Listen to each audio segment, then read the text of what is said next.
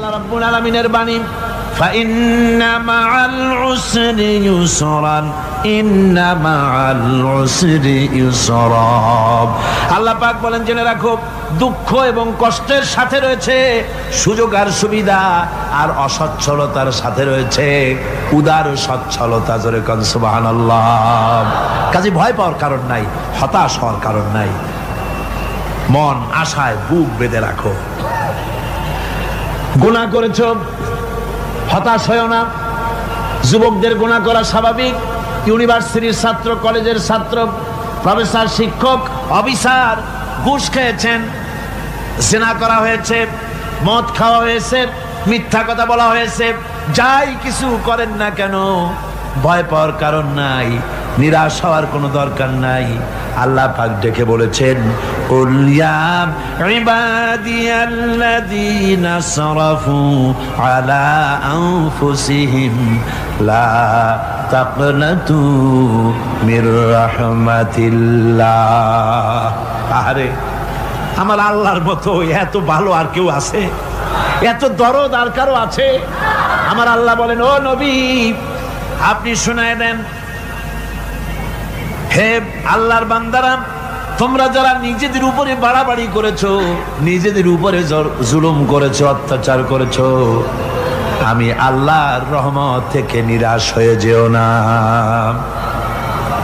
মানুষ যদি অপরাধ করে, বাপের সাথে অপরাধ করেছে, মায়ের সাথে অপরাধ করেছে, মা বাবা সন্তানের চাইতে এত বড় কল্যাণকামী তো আর কেউ নাই, কিন্তু মা বাবা কোনোদিন বলে না, আয় আমার ছেলে তোরে মাফ করে দেই, এরকম বলে নাকি? মন চায় ছেলে যদি মাপ চাইতো, খুশি হয়ে মাফ করে দিতাম, কিন্তু কেন যে আসে না, ডাকে না যে আয় মাফ করে দেই। মা বাপ আপনাকে এত ভালোবাসে, সেই মা বাপও আপনাকে বলে না যে আয় মাফ করে দেই। আমার আল্লাহ হচ্ছেন এমন আল্লাহ, আল্লাহ রাব্বুল আলামিন ডাকেন, এ বান্দা, খুন করেছিস ফিরে আয়, জিনা করেছিস ফিরে আয়, হত্যা করেছিস ফিরে আয়, চুরি করেছিস ফিরে আয়, কুফরি করেছিস ফিরে আয়, সুদ খেয়েছিস, ঘুষ খেয়েছিস, মদ খেয়েছিস ফিরে আয়, এসে আমার দরবারে চোখের পানি ফেল, আমার দরবারে কাঁদাকাটি কর। ইন্নাল্লাহা ইয়াগফিরুয যুনুবা জামিআ ইন্নাহু হুয়াল গফুরুর রহিম। আমার দরবারে চোখের পানি ফেলে কাঁদ, আমি রব্বুল আলামিন জিন্দেগীর গুনাহ মাফ করে দেব। সুবহানাল্লাহ কোন, সুবহানাল্লাহ কোন। আমার কাছে কাঁদ, চোখের পানি ফেল। আল্লাহ রাব্বুল আলামিনের কাছে বান্দার দুইটা ফোঁটা বেশি প্রিয়। একটা হলো জিহাদের ময়দানে যে রক্ত ফোঁটা দেওয়া হয়, এটা আল্লাহর কাছে প্রিয়। আর আল্লাহর ভয়তে গুনার জন্য লজ্জা করে, অনুশোচনা করে বান্দা যখন চোখের পানি ছেড়ে দেয়, আল্লাহর কাছে এটা অত্যন্ত প্রিয়। নবীজি বলেছেন, বান্দা যখন গুনার ভয়তে, আল্লাহর ভয়তে, জাহান্নামের ভয়তে অনুশোচনা করে যখন চোখ দিয়া পানি ছেড়ে দেয়, ওই চোখের পানি নাকের অর্ধেক আসতে না আসতে আল্লাহ রাব্বুল আলামিন বান্দারে মাফ করে দেন। আল্লাহ বরদাস্ত করতে পারেন না যে বান্দা কান্দু। আমার ভাইরা, আল্লাহ রহমত, এই পৃথিবীতে আল্লাহর রহমতকে 100 ভাগ করা হয়েছে। আল্লাহ রহমতের কত ভাগ? এই 100 ভাগের 1 ভাগ সারা পৃথিবীতে ছড়াই দেওয়া হয়েছে। আর 99 ভাগ কার কাছে? আল্লাহর কাছে। 1টা ভাগ দুনিয়া ছড়ানো হয়েছে আদম আলাইহিস সালাম থেকে নিয়ে এই পর্যন্ত, এখান থেকে নিয়ে কিয়ামত পর্যন্ত পৃথিবীতে যত মানুষ আসবে, যত প্রাণী আসবে, তাদের মধ্যে প্রাণী জগতেও গাভী তার বাছুরকে ভালোবাসে ঠিক কিনা, হাতি তার বাচ্চাকে ভালোবাসে ঠিক কিনা, মুরগি তার বাচ্চাকে ভালোবাসে কিনা, প্রত্যেক মাই তার সন্তানকে ভালোবাসে মানুষের মতো। এই ভালোবাসা, স্নেহ, এই মমতা, এই করুণা, এই মহব্বত একটা ভাগ দুনিয়ায় দেওয়ার পর আপনি আর আমি যতটুকুন ভাগে পেয়েছি সেই মহব্বতে, স্ত্রীর মহব্বতে অস্থির, মায়ের মহব্বতে অস্থির, সন্তানের মহব্বতে অস্থির। এখন চিন্তা করেন, একটা ভাগ সারা পৃথিবীতে বিতরণ করার পর যেটুক পেয়েছি তাতে যদি এত মহব্বত হয়, তাহলে এর 99 ভাগ মহব্বত যে আল্লাহর কাছে জমা আছে, এই বান্দার জন্য তার কত মহব্বত, এই বান্দার জন্য কত করুণা তার, কত মহব্বত তার, কত দয়া তার। এজন্য আল্লাহ রাব্বুল আলামিন বলেছেন, নাব্বি ইবাদি আন্নী আনাল গফুরুর রহিম। ও আমার নবী, সুসংবাদ দিয়ে দাও, বান্দাদেরকে শোনায় দাও যে আমি আল্লাহ তাআলা ক্ষমাশীল আর দয়াবান। হুজুর কাঁদতেছিলেন, হযরত ওমর রাদিয়াল্লাহু তাআলা আনহু এসে দেখেন হুজুর একা কাঁদতেছে। হুজুর জিজ্ঞেস করছেন, হযরত ওমর জিজ্ঞেস করলেন, হুজুর আপনি কাঁদেন কেন একা একা? হযরত ওমর বলেন, আমি যখন প্রশ্ন করলাম নবীজি বললেন, আমার কাছে কিছু আগে জিবরাইল এসেছিলেন, জিবরাইল এসে আমাকে বললেন আল্লাহ পাক বলেছেন, হে আমার নবী, ইসলামের ভিতরে থেকে যে সমস্ত মানুষগুলো ইসলামের ভিতরে থেকে চুল আর দাড়ি পাকায় দিছে, কিয়ামতের দিন এই লোকগুলারে আমি শাস্তি দিতে আমার শরম হবে। হযরত ওমর বলেন, হুজুর উম্মতের জন্য কত বড় খোঁজ খবর এটা, আর আপনি কাঁদতেছেন। হুজুর বলেন, ওমর তুমি জানো না আমার কান্নার কারণ ভিন্ন। আমার কান্নার কারণ হলো যে আল্লাহ রাব্বুল আলামিন কিয়ামতের দিন দাড়ি চুল পাকা বান্দারে শাস্তি দিতে শরম করবেন, সেই দাড়ি চুল পাকা বান্দাগুলি আল্লাহর সাথে নাফরমানি করতে শরম করে না। আমি এই লজ্জায় কাঁদতেছি। ভাইরা, হুজুর আল্লাহ পাক বলেন, ও আমার নবী, রাতের আধারে যখন একটা বুড়া আমার দরবারে হাত উঁচু করে, একটা বুড়া মানুষ রাতের আধারে যখন আমার দরবারে হাত উঁচু করে আর যখন বলতে থাকে, রব্বুল আলামিন আমার পেছনের জীবনটা বড় খারাপ করেছি, এমন কোনো কাজ জীবনে করি নাই যা তোমার কাছে কিছু দাবি করতে পারি, সব রকমের নাফরমানি করেছি, আজ আমি বুড়া হয়ে গেছি, কামাই করতে পারি না, ছেলে আমাকে চোখে দেখতে পারে না, পুত্রবধূ আমাকে ঘরে জায়গা দেয় না, আমার স্ত্রী আমাকে দেখতে পারে না, রোজগার করতে পারি না, হাঁটতে পারি না, চলতে পারি না, সবার কাছে আমি তিতা হয়ে গেছি, আমি দাঁড়াতে পারি না, কোমরে ব্যথা পাই, হাঁটুতে ব্যথা পাই, চলতে পারি না, কানে শুনতে পাই না, চোখে দেখতে পারি না, আর তোমার কাছে কিছু চাইয়া নেব এমন ভালো কাজও করি নাই। এইভাবে যখন বান্দা কাঁদতে থাকে আমার দরবারে, ও আমার হাবিব আমার রহমতের দরিয়ায় জোশ মেরে যায়, আমার শরম হয় এই বুড়াটারে কেমনে খালি হাতে ফিরাইয়া দেই। সুবহানাল্লাহ, সুবহানাল্লাহ। আমার আল্লাহর এত দয়া, আমার আল্লাহর এত মায়া, এত মহব্বত। আমার আল্লাহ রাব্বুল আলামিন বলেন, ওয়াইযা সালাকা ইবাদি আন্নী ফাইন্নী করিব। ও আমার হাবিব, আমার বান্দা আমার ব্যাপারে প্রশ্ন করে, আমি বান্দার একদম নিকটে। কোরআন শরীফের ভিতরে যত জায়গায় রাসূলকে বলা হয়েছে সুয়ালের কথা, আপনাকে প্রশ্ন করা হয়, আল্লাহ তার জবাব কুল এই কথা বলে জবাব দিয়েছেন। যত জায়গায় সুয়াল এসেছে, যেমন কোরআনে কারীমের মধ্যে আল্লাহ পাক বলেন, ওয়ায়াসআলুনাকা আনিল মাহিদ, মেয়েদের হায়েজ সম্পর্কে জিজ্ঞাসা করা হয়, কুল হিয়া আযা, হে নবী আপনি বলুন। এভাবে করে কুল দিয়ে জবাব দেওয়া হচ্ছে। আবার প্রশ্ন করা হচ্ছে, ওয়ায়াসআলুনাকা আনিল আনফাল, এই গনিমতের মাল সম্পর্কে হুজুর আপনাকে, হে নবী আপনাকে প্রশ্ন করা হয়। আল্লাহ কুল দিয়া জবাব দিলেন, আল্লাহ বলেন আপনি বলেন। ওয়ায়াসআলুনাকা আনিল খামরি ওয়াল মাইসির, আল্লাহ পাক বলেন নবী আপনারে প্রশ্ন করা হয়, কুল ফিহিমা ইসমুন কাবীর, আল্লাহ কুল দিয়া বললেন তুমি বলো। আবার বলা হলো, ওয়ায়াসআলুনাকা আনিল আহিল্লা, কুল হিয়া মাওয়াকিতু লিন্নাস। ও নবী, আপনাকে প্রশ্ন করা হয় চাঁদের ক্রমবর্ধমান এবং ক্রমহ্রাস, এই যে বাড়ে আর কমে, পূর্ণিমা হয় অমাবস্যা হয়, কেন হয়?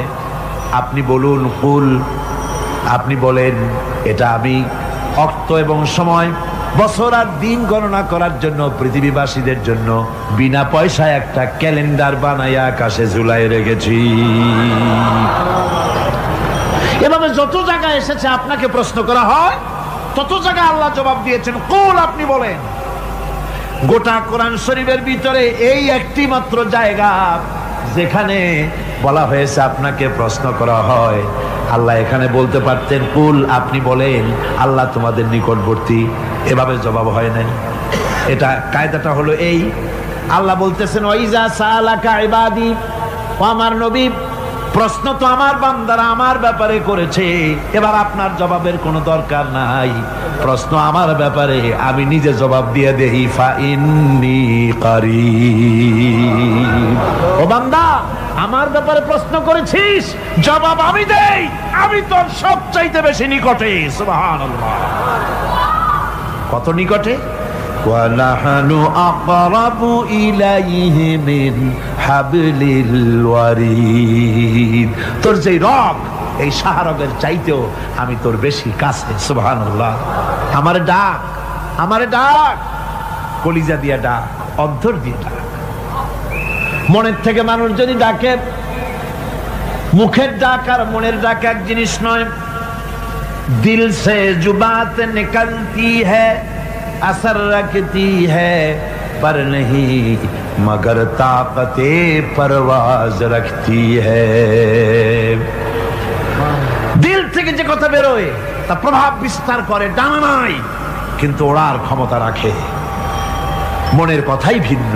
মন থেকে, দিল থেকে, কলিজা থেকে, অন্তরের গভীর কন্দর থেকে মুহাব্বতের সাথে কেউ যদি একবার বলে আল্লাহ, বলেন আল্লাহ, আল্লাহ, আল্লাহ। আল্লাহ রাব্বুল আলামিন বলেন, অন্তরের অন্তঃস্থল থেকে একটি বার যদি বান্দা বলেন আল্লাহ, আল্লাহ বলেন 70 বার সাড়া দিয়া জিজ্ঞেস করি, বান্দা কি চাও, আমি তোমার কাছে আছি। সুবহানাল্লাহ, আমি তোর একদম কাছে, কি চাস বল, বল আমার কাছে। এমন দয়াবান, এমন মেহেরবান, এমন আল্লাহ আমাদের। সে আল্লাহ রাব্বুল আলামিন, তিনি বলছেন وَقَالَ رَبُّكُمْ উদউনি আস্তাজিব লাকুম। তোমাদের রব বলেছেন আমারে ডাকো, আমি আল্লাহ ডাকের সাড়া দিয়া দেব। সুবহানাল্লাহ। কারে ডাকতে হবে? কারে ডাকতে হবে? এই বিশাল জনসমুদ্র একযোগে চিল্লা এখন কারে ডাকতে হবে? কোন পীর সাহেবকে নয়, আল্লাহর কসম কোন খাজা বাবাকে নয়, ডাকতে হবে কারে? চিল্লা এখন কারে? ওয়াকালা রাব্বুকুম উদউনি, তোমার রব তোমাকে বলতেছে আমারে ডাকো, আস্তাজিব লাকুম, আমারে ডাকবে আমি সাড়া দিয়ে দেব। সুবহানাল্লাহ।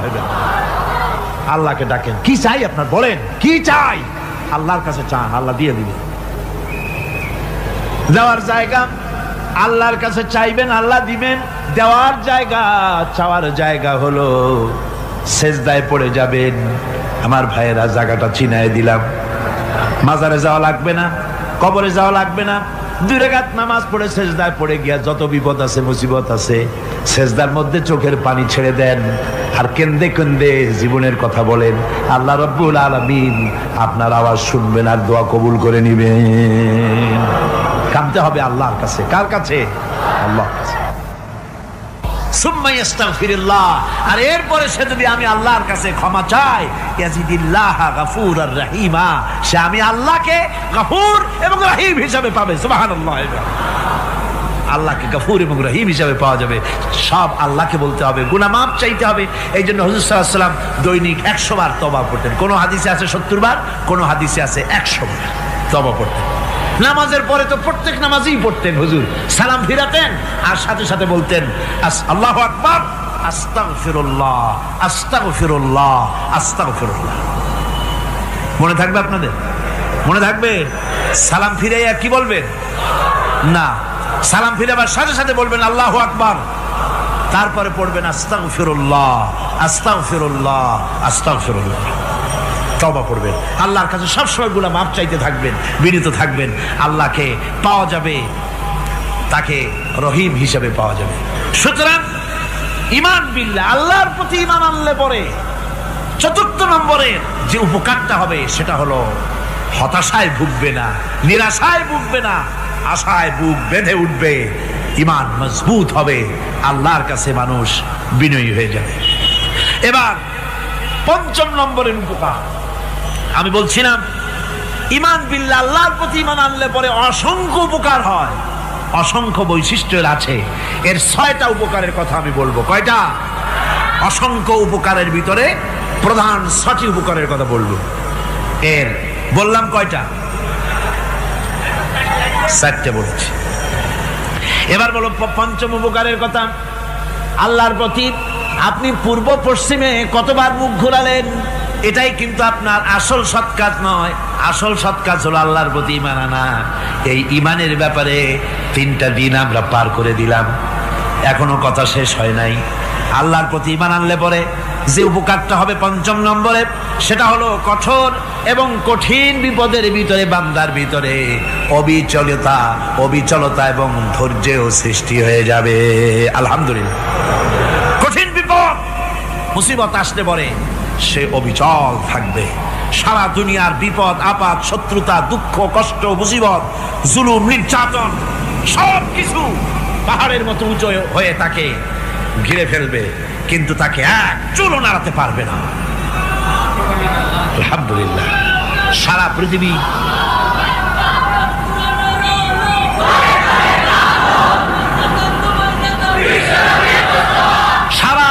একদিকে আর সে একা একদিকে থাকবে। বিরোধিতা তো হবেই, বিপদ তো আসবে। কবি বলতেছেন, সাথে জাকা রহা হ্যায় अज़ल से ता इमरोज, सते जाका रहा है अज़ल से ता इमरोज, चरागे मुस्तफावी से शरारे बुलहबीस। সে আবহমান কাল থেকে শুরু করে মুস্তাফা সাল্লাল্লাহু আলাইহি ওয়াসাল্লামের দীপ শিখার সাথে আবু জাহেল, আবু লাহাবের অগ্নিস্ফুলিঙ্গের টক্কর লেগেই আছে। রাসূলুল্লাহর আল্লাহর দেওয়া এই বিধান, এই দ্বীনের বাতিটা টিম টিম করে চলেছে। আর গর্কি, টর্নেডো, হাজার হাজার মাইল বেগে হেরিকেন এসেছে, গর্কি এসেছে, টর্নেডো এসেছে, টাইফুন এসেছে, কিন্তু এই আলো নিবাইতে পারে নাই। সুবহানাল্লাহ। এই আলো নিবাতে পারে নাই। এই শত্রুতা চিরকালের, নিবাতে পারবে না। কারণ হচ্ছে আল্লাহ রাব্বুল আলামিন বলেছেন, ইউরিদুনা লিইউতফিউ নূরাল্লাহি বিআফওয়াহিহিম ওয়াল্লাহু মুতিম্মু নূরিহি ওয়ালাউ কারিহাল কাফিরুন। ওরা চায় মুখের ফু দিয়ে আমার আলোকে নিভিয়ে দেবে, কিন্তু আমি আমার আলোকে পূর্ণতা দান করব। তাতে কাফের বেঈমানদের কলজায় যত জ্বালা যন্ত্রণা হোক, আমার দ্বীন কেউ মিটাই দিতে পারবে না। সুবহানাল্লাহ।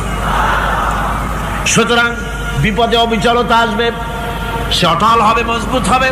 কোরআনে কারীম বলতেছে, ওয়া কাযালিকা জাআলনা লিকুল্লি নাবিয়্যিন আদুওয়াম মিনাল মুজরিমিন। এই পৃথিবীতে এমনি করে আমি সকল নবীদের শত্রু বানিয়েছি, সব পাপিষ্ঠ অপরাধীদেরকে। নবীদের সাথে বিরোধিতা করেছে কারা? পাপিষ্ঠরা, অপরাধীরা। আজও খুঁজে দেখেন, আজও ইসলামী আন্দোলনের বিরোধিতা যারা করে সবগুলি কি? পাপিষ্ঠ। সত্য কি না কর?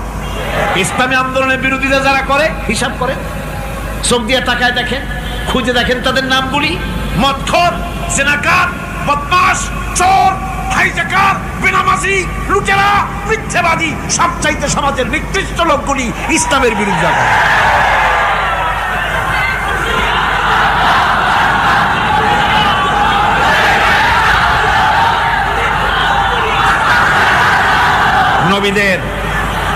নবীদের শত্রু আল্লাহ বলেন সব যুগে নবীদের সাথে শত্রুতা করেছে পাপিষ্ঠরা। আল্লাহর কথা, কার কথা? সকল যুগে নবীদের সাথে শত্রুতা করেছে পাপিষ্ঠরা, নিকৃষ্ট ধরনের অপরাধীরা। সুতরাং নবী রাসূলদের অবস্থা যখন এই, তখন দ্বীনের দাওয়াত যারাই দেবে তাদের কিসমত এরকম হবেই। এই বাধার মোকাবেলা তাদেরও করতে হবে। এই যে বাধাটা আসে, এই যে মারে, অপরাধ কি? এই যে তারা চোর বা ডাকাত যাদের মারা হয়। আল্লাহ রাব্বুল আলামিন বলেন অপরাধ হলো ওয়ামা নাকামু মিনহুম ইল্লা আইয়ুমিনু বিল্লাহিল আজিজিল হামিদ। অপরাধ হচ্ছে ইমানদার লোকদের উপরে নির্যাতন চালিয়েছে, অন্য কোনো কারণে নয়। কারণ একটাই, তারা আল্লাহর জমিনে আল্লাহর দ্বীন প্রতিষ্ঠা করতে চেয়েছে, আর কোনো অপরাধ না। জমিন আল্লাহর, জমিন কার? এই বিশাল জনসমুদ্র গর্জে উঠুন একযোগে, বলুন জমিন কার? আইন চলবে কার? এখানেই সংঘর্ষ বেঁধেছে আবহমান কাল ধরে। মানুষ অত্যাচারিত হয়েছে, সাহাবায়ে কেরাম অত্যাচারিত হয়েছেন। বুখারী শরীফের হাদিসে এসেছে রাসূল করিম সাল্লাল্লাহু আলাইহি ওয়াসাল্লামের কাছে হযরতে খাব্বাব গিয়ে উপস্থিত হয়েছিলেন। হযরতে খাব্বাব বলেন, হাদিসটা এভাবে লেখা হয়েছে বুখারীতে, ওয়ান খাব্বাব বিন আরিদ রাদিয়াল্লাহু তাআলা আনহু قال شكونا إلى رسول الله صلى الله عليه وسلم وهو متوسد بردة له في ظل الكعبة। রাসূলুল্লাহর কাছে গেলাম, কাবা শরীফের কাছে গিয়া দেখি নবীজি একটা চাদর গায়ে দিয়ে তিনি আরাম ফরমাচ্ছিলেন কাবা শরীফের ছায়ায়। সেখানে গিয়ে বললাম, আলা তাস্তানসিরু লানা আলা তাদউ লানা ইয়া রাসূলুল্লাহ, হে আল্লাহর রাসূল, আপনি কি আমাদের জন্য আল্লাহর কাছে দোয়া চাইবেন না? আপনি কি আল্লাহর কাছে আমাদের জন্য সাহায্য চাইবেন না? আমাদের লোকগুলিকে, মুসলমানগুলিকে মারতে মারতে তো শেষ করে ফেলে দিল। তারা আমাদের সুমাইয়াকে মারলো, আমাদের খাব্বাবকে উটের সাথে পায়ের দড়ি লাগায় টানলো, আমাদের খোবায়েবকে তারা আগুনের উপরে চিৎ করে শোয়ায় রাখলো, না খায় রাখতেছে, মারতেছে। কষ্টে তো শেষ হয়ে গেলাম, হুজুর আপনি কি আমাদের জন্য দোয়া করবেন না? হাদিস শরীফে এসেছে নবীজি উঠে বসলেন সোজা হয়ে। নবীজি বলেন, ও আমার সাহাবী, ও খাব্বাব শোনো, তোমাদের আগে এই পৃথিবীতে যারা দ্বীনের দাওয়াত দিতে এসেছিলেন তাদেরকে সমকালীন রাষ্ট্রশক্তি, সমাজ শক্তি তাদেরকে ধরতো। ফায়ুখাজুর রাজুলো, তাদেরকে তারা ধরতো। ফায়ুহফারু লাহু ফিল আরদ, আর তার জন্য জমিনের ভিতরে কবর বানাইতো। ওই কবর ফায়ুজালু ফিহা, ওই কবরের ভিতরে তাকে কোমর পর্যন্ত গেড়ে দিত। সুম্মা ইউতা বিল মানশার, এরপরে করাত আনতো। ফায়ুদাউ আলা রাসিহি, এরপরে ওই করাত তার মাথার উপরে রাখতো। ফায়ুজালু নিসফাইন, এরপরে করাত দিয়া চিরে জীবিত মানুষটারে দ্বিখণ্ডিত করে ফেলে দিত। মা ইয়াসুদ্দুহু যালিকা আন দীনিহি, ও আমার খাব্বাব, এত কষ্ট দেওয়ার পরেও সেই যুগের কোন মুসলমানকে, দ্বীনের দায়ীদেরকে আল্লাহর দ্বীন থেকে এক চুলো তারা সরাই দিতে পারে নাই, এক চুলো সরাতে পারে নাই। ওয়াল্লাহি, ও খাব্বাব, আমি আমার আল্লাহর নামে কসম করে বলছি, লা ইউতাম্মান্নাল্লাহু হাযাল আমরা হাত্তা ইয়াসিরা আর-রাকিবু মিন সানা ইলা হাযরামাউত। আমি কসম করে বলি আল্লাহ রাব্বুল আলামিনের এই সানা থেকে হাযরামাউত পর্যন্ত লোকেরা যাতায়াত করবে, সুন্দরী রমণীরা গমন করবে, সদাগরেরা যাতায়াত করবে, টাকা নিয়া পয়সা নিয়া যাতায়াত করবে। তাদের মনের মধ্যে লুটের ভয়, টাকার ভয়, চুরির ভয়, ডাকাতির ভয়, জেনার ভয়, হত্যার ভয়, ধর্ষণের ভয়, কোনো ভয় থাকবে না। লা ইয়াখাফু ইল্লাল্লাহ, আল্লাহ ছাড়া কোনো ভয় থাকবে না। এমন একটা সমাজ, এমন একটা সময় আসবে। ওয়ালাকিন্নাকুম তাস্তাজিলুন, অথচ খুব তাড়াহুড়ো তোমরা করতেছো। তাড়াহুড়ো করো না, সময় আসবে ইনশাআল্লাহ। আমার ভাইয়েরা, আমার বন্ধুগণ, কঠিন বিপদে অবিচলতা এবং ধৈর্যের দৃষ্টান্ত রেখে গেছেন আম্বিয়া আলাইহিমুস সালাম। সুবহানাল্লাহ। কঠিন বিপদে অবিচলতা, দৃঢ়তা, ধৈর্য কারে বলে, তার দৃষ্টান্ত কারা রেখেছেন? আম্বিয়া আলাইহিস সালাম, ওনারাই আমাদের আদর্শ, নবীরাই আদর্শ। সাহাবায়ে কেরাম রিদওয়ানুল্লাহ তাআলা আলাইহিম আজমাইন আমাদের আদর্শ। ভাইরা আমার, মুসা আলাইহিস সালামকে ফেরাউন যখন ঘিরে ফেলে দিল, কোরআনের সব কথা গল্প গুজবার ইতিহাসের জন্য লেখা হয় নাই। কোরআনের মধ্যে যা লেখা হয়েছে সব বান্দাদের উপদেশের জন্য, যাতে করে লোকেরা চিরটা কাল এর থেকে উপদেশ নেওয়া নিজেদের তৈরি করতে পারে। জোরে বলেন সুবহানাল্লাহ। মুসা আলাইহিস সালামের কথা আল্লাহ বলেন, ফেরাউন তাকে ঘিরে ফেলে দিল, পালাবার রাস্তা নাই। ফালাম্মা ترى الجمعان قال أصحاب موسى إنا لمدركون। মুসা আলাইহিস সালামের উম্মতেরা বললেন, হে মুসা, পাকড়াও হয়ে গেছি, পালাবার রাস্তা নাই। তিন দিক থেকে আমাদেরকে ঘেরাও করেছে ফেরাউনের শক্তি। সামনে কি দরিয়া, আর তিন দিকে কি ঘেরাও আন্দোলন। পালাবার পথ নাই, পালাবার পথ নাই। সারাশি আক্রমণ, ঘেরাও আন্দোলন। এই যে ঘেরাও টেরাও তো আজকে নতুন নাই, ঘেরাও আসছে অনেক আগের থেকে। আসলে কথা বুঝতে পেরেছি। মাইক না থাকলে আমি কি করবো কোন? আজকে এরকম হচ্ছে কেন? আগামীকাল ঠিক হবে ইনশাআল্লাহ, রাগ করেন না। গান হচ্ছে, বসেন বসেন। শয়তান ঢুকছে মাইকের মধ্যে। অনেক সময় হয় কি, মাইকের হাই পাওয়ারের যে মেশিন আছে, এর ভিতরে ইথার থেকে রেডিওর ওই গানগুলি ওর মধ্যে ঢুকে পড়ে। কথা বুঝতে পেরেছেন? এই জন্য শয়তান তো আর বসে থাকে না, ওরও তো কিছু করার আছে। ধৈর্য ধরেন, ধৈর্য ধরেন। কালকে অপারেটরদেরকে মাওলানা শামসুদ্দিন সাহেবের কাছে অনুরোধ করব, অপারেটর একটু ভালো করে হেদায়েত করে দেবেন। মাইকে আজকে আমার নিজেরও কষ্ট হচ্ছে, আমিও বুঝতে পারছি না যে আমার কথাগুলি কি আওয়াজে বেরোচ্ছে, যার জন্য আমাকে বেশি চিল্লাইতে হচ্ছে। বক্তাকে কি লাউডে তার কথা বেরোচ্ছে তা তার কানে আসতে হয়, তাহলে বোঝা যায় যে আমার কথাগুলি কিভাবে বেরোচ্ছে। এটা এই অবস্থায় সিচুয়েশন আজকে নাই, এবং লোকেরাও মাইকের ব্যাপারে আজকে অভিযোগ করেছে, যা বিগত 16 বছরে করে নাই। সেটের ব্যাপারে কোথাও কোনো অসুবিধা হয়েছে? মাইকটা ভালো, এবং মাইক যারা দেন প্রতি বছর খেদমত করে, আল্লাহ তাদের প্রতি রহম করুন। সবাই বলেন আমিন। এদেরকে রাগ করে পথে পাই আবার মারধর করেন না। সিলেটের যে তাফসির মাহফিল হয়, বিগত 19 বছর তাফসির করেছি একটানা, এবার 20 বছর পুরো হবে ইনশাআল্লাহ। সিলেটে একটানা 20 বছর তাফসির করতেছি সেখানে। তো মাইক, একটা লোক বিনা পয়সায় মাইক দেয়, মাইকের ভাড়া সে নেয় না। তাফসিরের মাহফিলের মাইকের ভাড়া নেয় না। যে বছর এরশাদ সরকার আমাকে প্লেন থেকে নামতে দিল না, আপনাদের মনে আছে? সিলেট থেকে ফিরাই দিল। এই খবরটা মাইকম্যান যখন শুনেছে যে আমাকে নামতে দেয় নাই, ফিরাই দেওয়া হয়েছে, সাথে সাথে স্ট্রোক করেছে, হার্ট ফেল করে দুনিয়া থেকে বিদায় হয়ে গিয়েছে। সিলেটে তাফসির হতে পারবে না, এই কথা সে বরদাস্ত করতে পারে না। আমি কেঁদেছি আর দোয়া করেছি, আল্লাহ, কোরআনের মহব্বতের লোকটার এই অবস্থা হলো, তোমার জান্নাত তুমি দয়া করে তাকে দান করে দিও। কাজে কোনো ব্যবসায়ী চায় না যে তার ব্যবসাটা খারাপ হোক, লোকেরা মন্দ বলুক। এ মাইকের ব্যাপারে আপনারা আজকে রাগারাগ করেন না, যা হয়েছে কালকে ভালো হবে ইনশাআল্লাহ। সবাই বলেন ইনশাআল্লাহ। এখন চলেন আমরা ফেরাউনের অবস্থা দেখে গিয়া কি করতেছে ফেরাউন। মুসা আলাইহিস সালামকে ঘেরাও করে ফেলেছে, পালাবার উপায় নাই। একদিকে দরিয়া, তিন দিকে ফেরাউনের শক্তি। এই যে ঘেরাও টেরাও মানে নতুন তো না, ধর্মঘট নতুন না, পুরানা জিনিস। এই পৃথিবীতে সর্বপ্রথম ধর্মঘট কিসের উপরে হয়েছে জানেন?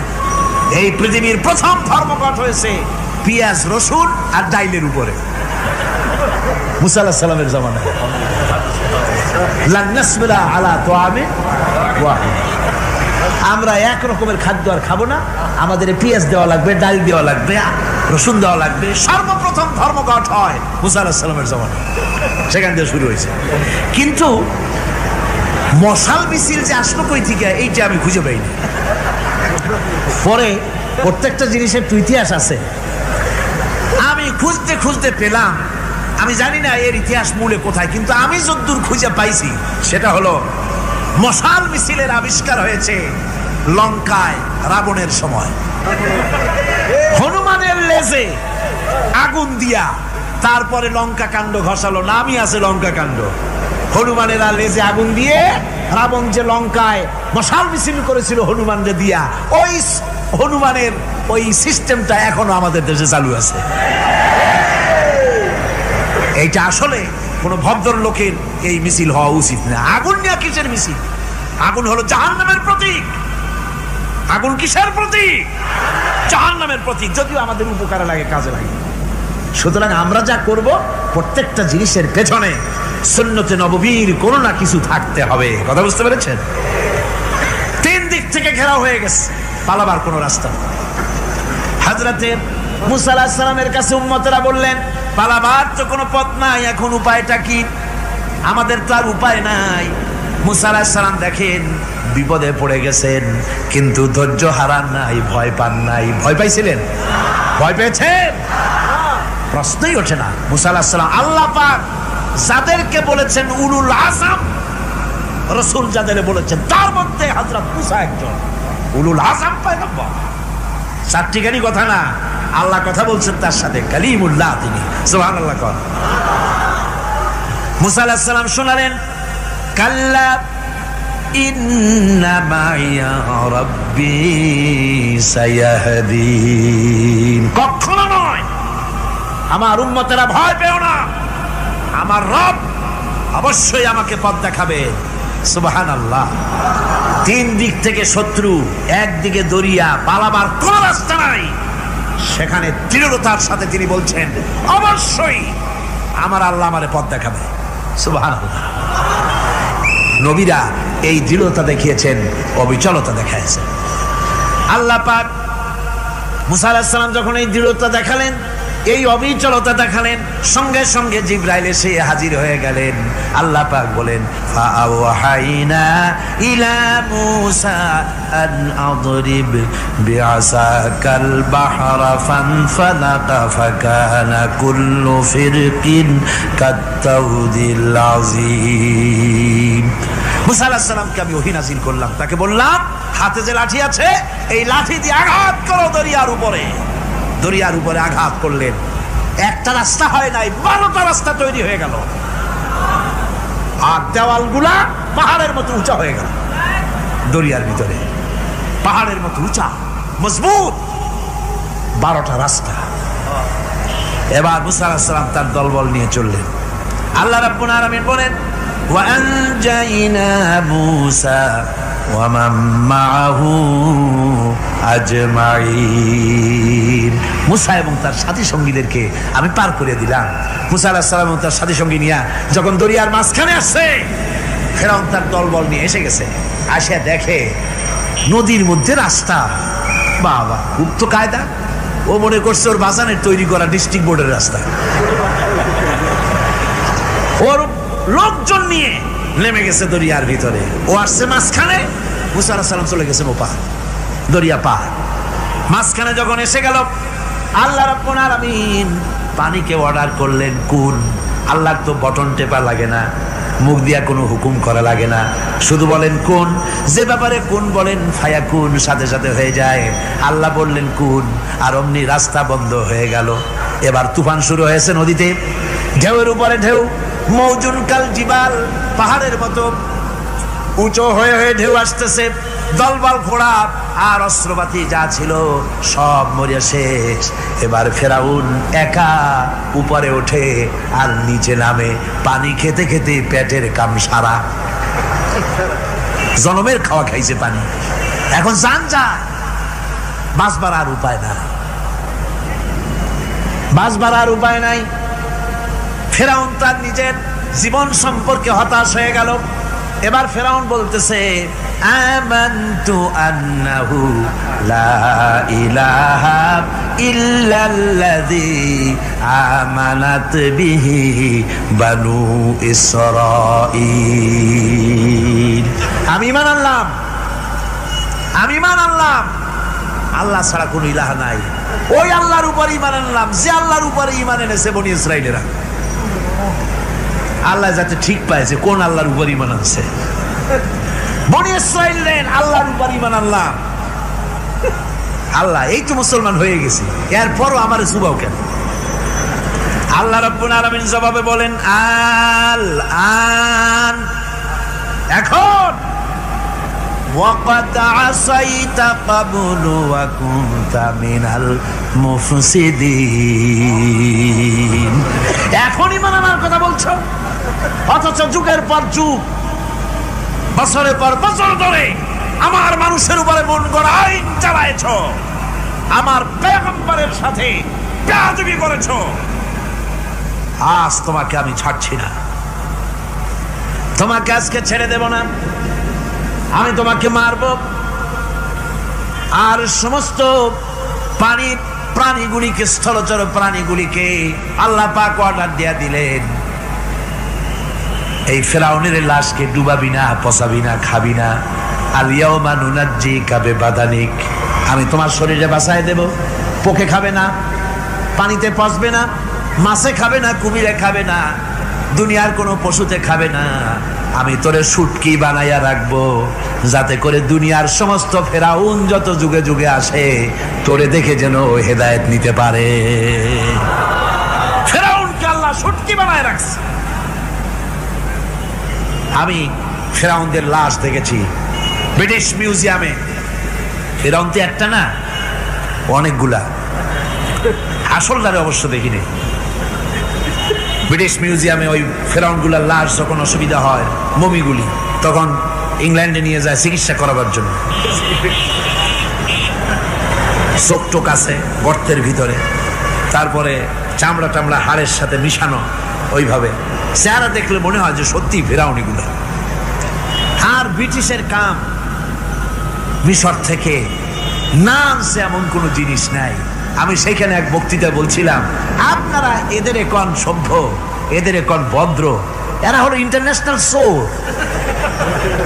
ওরা সারা দুনিয়া চুরি করেছে। লন্ডনে বক্তৃতা করেছি, সারাটা দুনিয়া চুরি করছে, আমাদের দেশকে শোষণ করেছে। এই বিশাল ভূভাগকে শোষণ করে ইংল্যান্ডের দ্বীপটাকে তারা সাজাইছে। তারা ময়ূর সিংহাসনের, শাহজাহানের ময়ূর সিংহাসনের ময়ূরের বাম চোখে কোহিনূর মণি লাগাইছিলেন। শাহজাহান ময়ূরের ডান চোখে কোহিনূর মণি লাগায় নাই। কোহিনূর মণির অনেক দাম, আমি দেখে এসেছি মণি। এখন সেটা কুইন এলিজাবেথের মুকুটে শোভা পাচ্ছে। সেই মণি এমনি বলে প্রবাদে 7 রাজার ধন 1 মাণিক্য, বলেন এরকম অনেক দাম। শাহজাহান দেখালেন, আমি মুসলমান, আমার কাছে এটার দাম নাই, এই জন্য ময়ূরের ডান চোখে লাগালাম না, বাম চোখে লাগাই দিলাম। এইটাতে চুরি করছে। তারপরে মিশর থেকে, মিশরের মমি চুরি করেছে, জুতা চুরি করছে, ছাতি চুরি করছে, পিসা চুরি করেছে। আমি বললাম এগুলা কি ভদ্রলোক নাকি? এরা জুতা চোর, পিসা চোর, লাঠি চোর, সব চুরি করেছে। যাই দেখেন ব্রিটিশ মিউজিয়ামের মধ্যে সব দুনিয়ার চুরি করা জিনিস নিয়ে তারা মানুষকে দেখাইয়া পয়সা উপার্জন করছে। টিপু সুলতানের তরবারিটা পর্যন্ত চুরি করেছে। আজ পর্যন্ত ব্রিটিশ মিউজিয়ামে টিপু সুলতানের তরবারিটা আছে, আমি তরবারিটা দেখে এসেছি। আমার বন্ধুগণ, বলতেছিলাম যে পৃথিবীতে আল্লাহ রাব্বুল আলামিন নবীরা তাদের চরিত্র দিয়ে বিপদের মোকাবেলা করে, দুনিয়ার সামনে কঠিন বিপদের মোকাবেলা করে অবিচলতা, দৃঢ়তা দেখায় গেছেন যে কেমন করে এই পৃথিবীতে বিপদের সামনে মোকাবেলা করতে হয়। ধৈর্য ধরতে হবে, বিপদ আসবে পাহাড় সমান হয়ে, আপনাকে ধৈর্য ধারণ করতে হবে সেভাবে বুক বেঁধে। যেহেতু এটা যদি বিশ্বাস হয় যে আমার কিসমতে যা আছে তার থেকে বেশি কিছু হবে না, তাহলেই আপনার ধৈর্য আসবে, ভয় পাবেন না। কথা ঠিক কিনা কন? এবারে হযরত হুদ আলাইহিস সালাম সম্পর্কে আল্লাহ রাব্বুল আলামিন বলেন, হযরত হুদকে যখন ষড়যন্ত্র হলো, কাফির বেঈমানেরা তাকে মেরে ফেলার জন্য যখন সরকারি ষড়যন্ত্রে লিপ্ত হয়ে গেল, হযরত হুদ সমাজের এই চ্যালেঞ্জের মোকাবেলা করলেন। হযরত হুদ বলেন, ফাকিদুনি জামিআন সুম্মা লা তুনজিরুন ইন্নী তাওয়াক্কালতু তাওয়াক্কালতু আলাল্লাহি রাব্বি ওয়া রাব্বিকুম। আমি তোমরা তোমাদের ষড়যন্ত্র আমার বিরুদ্ধে যত পারো আমার বিরুদ্ধে ষড়যন্ত্র চালাও, এতটুকু আমার অবকাশ দিও না। আমি এমন আল্লাহর উপরে ভরসা করেছি যার হাতের ভিতরে তোমাদেরও জান আর আমারও জান। যা পারো তাই করো। সরকার সমস্ত শক্তি একত্রিত হয়ে আমার মোকাবেলা করো। একদিকে হুদ আলাইহিস সালাম, আর একদিকে গোটা জাতি। হযরত হুদ ভয় পায় নাই। সুবহানাল্লাহ কোন।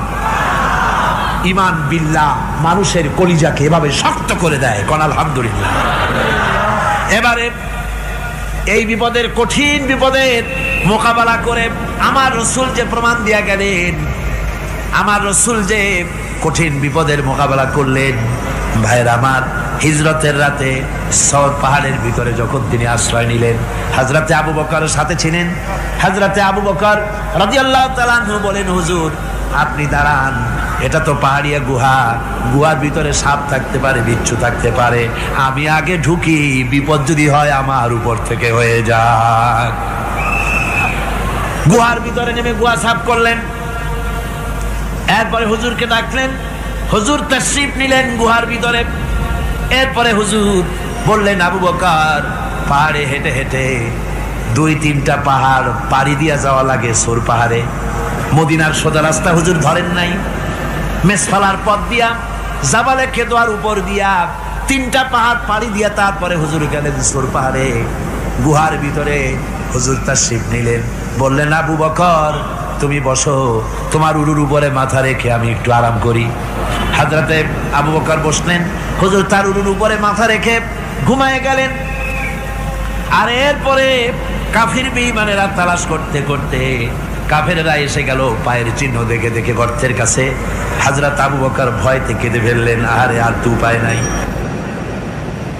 এবার তো ধরা পড়ে গেছি, এবার নবীজিকে মেরে ফেলে দেবে। নবীর মহব্বতে, নিজের মহব্বতে নয়, নবীর মহব্বতে কাঁদতেছিলেন। হুজুর বলেন, হুজুরের ঘুম ভেঙে গেল। বলো, আবু বকর কাঁদো কেন? ছেলের কথা, মেয়ের কথা, বিবির কথা, বাড়ির কথা মনে পড়লো নাকি? হযরত আবু বকর বলেন, ইয়া রাসূলুল্লাহ, আল্লাহর কসম করে বলি, যেদিন ঈমান এনেছি এই কলিজার ভিতরে মা বাপ, স্ত্রী, পুত্র, পরিজন, এমনকি আমার নিজের জীবনের চাইতে আপনারে বেশি ভালোবাসি। কাঁদো কেন? কাঁদো কেন? হযরত আবু বকর বলেন, হুজুর ধরা পড়ে গেছি, কাফেররা এসে গেছে গর্তের কাছে, তাকালি আমাদের দেখতে পাবে, আমরা তো মাইনরিটি, ওরা তো মেজরিটি, আমরা তো ধরি মারি ফেলাই দেবে, আপনাকে মেরে ফেলে দেবে, এই জন্য কাঁদি। আল্লাহ রাব্বুল আলামিন, হুজুর তখন কি দৃঢ়তা, কি অবিচলতা, কি ধৈর্যের পাহাড় সম মনোবৃত্তি তখন দেখালেন। আল্লাহ কোরআন শরীফে চিরকাল যাতে মানুষেরা হেদায়েত নিতে পারে সেজন্য হুজুরের কথা উঠায় দিলেন কোরআনে। আল্লাহ পাক বলেন, ইযহুমা ফিল গার ইয ইয়াকুলু লিসাহিবিহি লা তাহজান ইন্নাল্লাহা মা'ানা।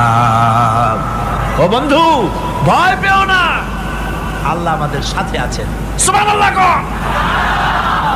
আল্লাহ আমাদের সাথে আছেন। আমরা মাইনরিটি নই, আমরাই মেজরিটি। আল্লাহ আছে আমার সাথে, ভয় পাওয়ার কোনো কারণ নাই। সুবহানাল্লাহ। আল্লাহ পাক বলেন, ফাআনসালাল্লাহু সাকিনাতাহু আলাইহি ওয়া আইয়াদাহু বিজুনুদিন লাম তারাওহা। আমি এদের অন্তরের ভিতরে আমি শান্তি নাজিল করে দিলাম, প্রশান্তি দিয়া দিলাম, আর আমি সাহায্য করলাম, আর এমন সব সৈন্য পাঠায় দিলাম যে সৈন্যগুলি তোমরা দেখতে পাও নাই। সুবহানাল্লাহ ওয়া বিহামদিহি। ভাইরা আমার, রাসূল করিম সাল্লাল্লাহু আলাইহি সাল্লাম এই বিপদের মাঝে, চরম বিপদের মাঝে অবিচলতা, দৃঢ়তা, কঠিন আত্মনির্ভরতা দেখিয়েছেন। এগুলি হলো ঈমানের 5ম নম্বরের উপকারিতা। আল্লাহর প্রতি ঈমান আনলে এভাবে পাহাড় সম ঈমান মজবুত হয়ে যায়। জেলের পরোয়া করি না, ফাঁসির পরোয়া করি না, শহীদ হওয়ার পরোয়া করি না, মেরে ফেলে দেবে, উড়ায় দেবে, হত্যা করবে, পরোয়া করি না। পরোয়া করি কেবলমাত্র কাকে? যারা বলেন কারে? এইরকম মুসলমান হাজার হাজার লাখ লাখ দরকার নাই, 313 জন যথেষ্ট। কয়জন যথেষ্ট? 313 জন যথেষ্ট। বদরে যারা জান দিয়ে মাল দিয়ে দ্বীনকে প্রতিষ্ঠিত করেছিলেন, এরকম 313 জনই যথেষ্ট ছিল। এই দৃঢ়তা, এই অবিচলতা, এই ঈমান, এই ধৈর্য শিক্ষা দেয়, এই উপকার করে ঈমান বিল্লাহ। আল্লাহর প্রতি ঈমান আনলে এভাবে পাহাড়ের মতো শক্ত হয়ে যায় কলিজা। কোন আলহামদুলিল্লাহ। আমার বন্ধুগণ, এবার আমি বলবো সর্বশেষ উপকারের কথাটা বলি, মোনাজাত ছেড়ে দেব। কয়টার কথা বলছিলাম? উপকার 6টা উপকারের কথা বলেছি। অনেকগুলি বৈশিষ্ট্য, অনেকগুলি উপকারের মধ্যে আল্লাহর প্রতি ঈমানের 6টা উপকারের কথা 5টা বলা হয়ে গেছে।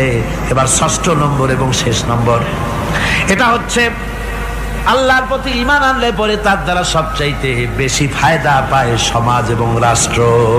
কোন আলহামদুলিল্লাহ, কোন আলহামদুলিল্লাহ। আল্লাহর প্রতি ঈমানের দ্বারা নৈতিক সংশোধন হয় এবং রাষ্ট্র আর সমাজ সবচাইতে বেশি উপকৃত হয়। কারণ হলো ঈমানদার ব্যক্তি আল্লাহর প্রতি যে ঈমান এনেছে, তার মনের মধ্যে ধারণা এটা হয়, আমার কোনো কাজ তো গোপন থাকে না। ইন্নাল্লাহা লা ইয়াখফা আলাইহি শাইউন ফিল আরদি ওয়ালা ফিস সামা। আল্লাহর কাছে গোপন বলতে কিছু নাই, আকাশেও নাই, জমিনেও নাই, কোনো কিছু গোপন নাই। সুতরাং আমি যা করি সব আল্লাহ দেখেন এবং শোনেন। এমনকি মানুষ যে কল্পনা করে, সে কল্পনাও আল্লাহ টের পায় না, নাকি? টের পায় কিনা? وَإِن تُبْدُوا مِنْ أَنفُسِكُمْ أَوْ تُخْفُوهُ يُحَاسِبْكُم بِهِ اللَّهُ। মনের ভিতরে যে কল্পনা করো, আল্লাহ পাক বলেন এই কল্পনারও হিসাব আমি রব্বুল আলামিন তোমার কাছ থেকে নেব। ফায়ুআযযিবু মান ইয়াশাউ, যারে খুশি শাস্তি দেব, আর যারে খুশি আমি মাফ করে দেব। জোরে বলেন সুবহানাল্লাহ। ফায়াগফিরু লিমান ইয়াশা ওয়া ইউআযযিবু মান ইয়াশা, যারে খুশি মাফ করব, যারে খুশি শাস্তি দেব, কল্পনারও হিসাব নেব। এই কথা মুমিনের যদি জানা থাকে, তাহলে আর তার কোনো চিন্তা থাকে না, তার নৈতিক চরিত্র ভালো হয়ে যায়। কোন সুবহানাল্লাহ।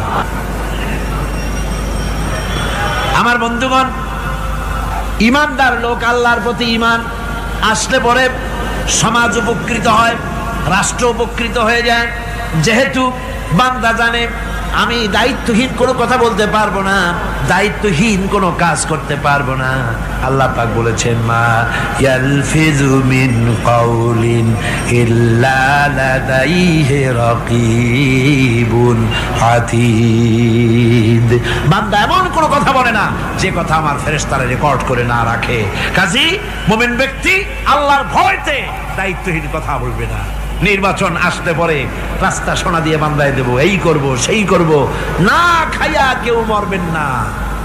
আসে না নির্বাচনের সময় সারাগালি বদনারা মঞ্চে দাঁড়িয়ে কত বড় বক্তৃতা করে, ভাইয়ের আমার, বোনের আমার, এবার আমার বোতল মার্কা বাক্স, আপনারা আমাকে ভোট দিয়ে দেশ এবং জাতির আরেকবার 12:30 বাজাইবার সুযোগ দিন। এবার ক্ষমতায় গেলে কেউ না খাইয়া মরবেন না, কিন্তু কি খাইয়া মরবে তাও বলে না। এর মারফতি অর্থ হচ্ছে এই, ওরা যদি ক্ষমতায় যেতে পারে তাহলে বিষ খাইয়া হোক, গুলি খাইয়া হোক, কিছু না কিছু খেয়ে মরতে হবে। একেবারে খালি পেটে মরলে গ্যাস্ট্রিক হওয়ার সম্ভাবনা আছে। ঈমান বিল্লাহ যদি না থাকে, আল্লাহর ভয় যদি না থাকে, তাহলে দায়িত্বহীন কথা বলে। আর আল্লাহর ভয় যদি থাকে, তাহলে নৈতিকতার সংশোধন হয়ে যায়, দায়িত্বপূর্ণ কথা বলে, মানুষকে ফাঁকি দেয় না। আমার বন্ধুগণ, আল্লাহ রাব্বুল আলামিন তার বান্দা যারা আল্লাহকে ভয় করে, সে ভয় করা বান্দাগুলির মনের মধ্যেই চিন্তা এসে যায়, আমি যেখানে থাকি না কেন আল্লাহ আমাকে দেখতেছেন, শুনতেছেন। রাতে হোক দিনে হোক, যেখানে আছি আল্লাহ আমারে দেখতেছেন। আল্লাহ পাক বলতেছেন, ওয়া হুয়া মাআহুম ইজ ইউবাইতুনা মা লা ইয়ারদা মিনাল কাওলি ওয়া কানা আল্লাহু বিমা ইয়ামালুনা মুহীতা। আল্লাহ পাক বলেন, আমি তো আমার বান্দার নিকটে তখনও থাকি যখন সে গোপনে গোপনে রাতের বেলায় আমার মর্জির খেলাফ পরামর্শ করে। আমার মর্জির খেলাফ পরামর্শ করতেছে রাত্রে, আমি তো তখনও কাছে থাকি, ওটা আমি শুনি। ইমান যদি আসে তাহলে এই সব কাজ থেকে সে বিরত থাকে। সে যদি কম হয় সেখানেও আল্লাহ, বেশিও যদি হয় সেখানেও আল্লাহ। এমন কোন জায়গা আছে নাকি চিটাগংয়ে যেখানে আপনি একটা আকাম করবেন আর আল্লাহ টের পাবে না? কোন আছে নাকি? আচ্ছা চট্টগ্রামে না থাকুক, বাংলাদেশের কোন জায়গা আছে নাকি? পার্বত্য চট্টগ্রামে যত পাহাড় আছে, উঁচু নিচে জায়গা আছে, ওই জায়গায় বোধহয় আছে নাকি? সারা পৃথিবীতে আছে কোথাও? আল্লাহকে ফাঁকি দেওয়ার জায়গা কোথাও? সব স্পষ্ট। আল্লাহ কি ঘুমায় নাকি? ঘুমায়? তার কাছে দিনও যায় রাতও তাই, সমানে তিনি দেখতে পান, শুনতে পান, সবকিছু দেখতে পান, সবকিছু শুনতে পান। তাকে ফাঁকি দেওয়ার কোনো উপায় না। এই জন্য ৬ষ্ঠ নম্বরের উপকার যেটা হয় সেটা হলো সমাজ উপকৃত হয় ওই মানুষ দিয়ে যার মধ্যে ঈমান আছে। হযরত ওমর রাদিয়াল্লাহু তাআলা আনহু রাতের আধারে শেষ রাত্রে ঘুরতেছিলেন, দেখেন এক বাড়িতে কথা হচ্ছে, কথাবার্তার আওয়াজ পাওয়া যায়। মনে করলেন কোনো অসুখ বিসুখ নাকি। ঘরে গিয়ে কান পাচ্ছেন দেওয়ালের সাথে, শুনতে পাচ্ছেন ভিতরে বুড়ি মা তার মেয়েকে বলছে, এই মেয়ে ওঠ, উটের দুধ দোয়াই নিয়ে আসছি, এর মধ্যে পানি মিশা, তারপর সকালে বাজারে নিয়ে যা। মেয়ে বলছে, মা এই কামটা আমি পারবো না। কেন পারবি না? হযরত ওমর ফরমান জারি করেছেন, দুধে পানি মিশাতে নিষেধ করেছেন, কাজে এই কাজটা আমি পারবো না। আরে বেটি, আমিরুল মুমিনিন দেখ এখন কোথায় যাই ঘুমায় আছে, সে কি দেখতেছে নাকি যে পানি মিশাই না কি মিশাই? মেয়ে বলতেছে, মা আমিরুল মুমিনিনকে ফাঁকি দেওয়া যেতে পারে, তার পুলিশ বাহিনীকে ফাঁকি দেওয়া যেতে পারে, কিন্তু আল্লাহ রাব্বুল আলামিনের চোখকে ফাঁকি দেওয়া যাবে না। হযরত ওমর এই কথা শুনে বাড়ি চলে গেলেন আর নিজের ছেলেকে ডেকে বললেন, ছেলে আমার, অমুক জায়গায় একটা বাড়ি আছে, সেখানে একটা যুবতী মেয়ে আছে, ওই মেয়েটার বিয়ে হয়েছে কিনা শোনো, যদি বিবাহ না হয়ে থাকে তুমি তোমার নিজের বিয়ের প্রস্তাব দাও। আমিরুল মুমিনিন এই মেয়েটা সুন্দরী কেমন, স্বাস্থ্য কেমন কিছুই দেখলেন না, দেখলেন তাকওয়া। কি দেখলেন? আল্লাহর ভয়। আল্লাহর ভয় যখন একটা জাতির মধ্যে আসে, পুলিশ লাগে না, পুলিশের কাজ কমে যায়।